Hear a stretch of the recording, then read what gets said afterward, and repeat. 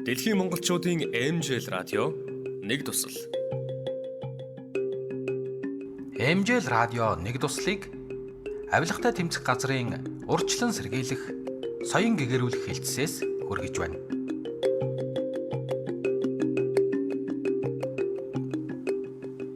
Хээл хахуул авах гэмт хэрэг нь зөвхөн нийтийн албан тушаалтанд хамаарч байсан бол хувийн хэвшлийн байгууллагын ажилтнад ч мөн хамаарах болсон. Танаас авилгатай тэмцэх газрын талаар асууж болох уу? За. Хээл хахуул авах гэмт хэрэг нь одоо зөвхөн нийтийн албанд өмнө хамаардаг байсан юм байна л да. Одоо болохоор хувийн хэвшлийн байгууллагын ажилтнад ч гэсэндээ хамаардаг болсон юм байна. Та хоёр энэ талаар өмнө сонсч ирсэн үү? Манайх сургалт ордог болохоор энэ талаар мэдээ сайдаа байдаг л да. Хувийн хэвшилч асуу. Ёстой мэдээг юм байна. Ёстой сонсоогүй юм байна.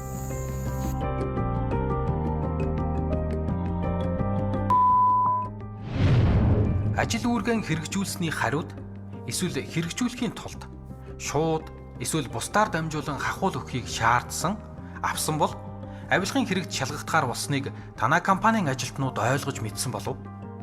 Ажилтнуудаа чадвархжуулах, сургалтын хөтөлбөрийг боловсруулж хэрэгжүүлэх нь болцсошгүй эрсдлээс хамгаална. Эрүүгийн хуулийн 22 дугаар бүлэгт 11 төрлийн үйлдэлийг авилгын гэмт хэрэгт тооцохоор заасан.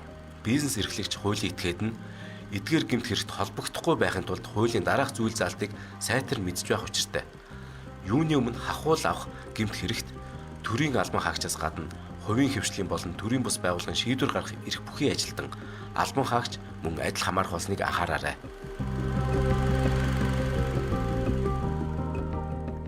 MJL радио нэг туслыг авилгатай тэмцэх газрын урьдчилан сэргийлэх, соён гэгэрүүлэх хэлтсээс хүргэлээ.